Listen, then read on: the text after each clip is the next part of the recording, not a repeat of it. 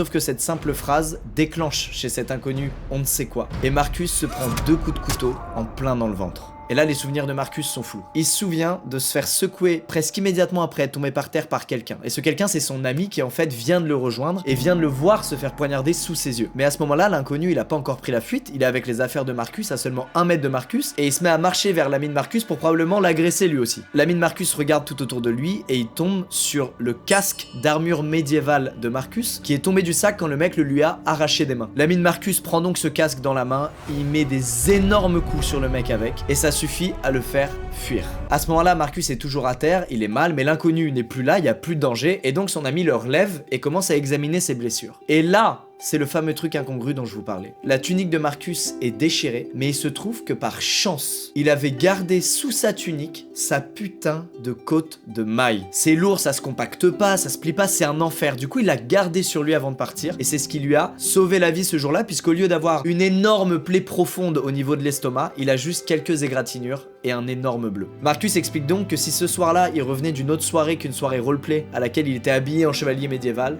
il serait mort pour avoir voulu dire au gars que ça servait à rien de voler son sac qui contenait des costumes en mousse.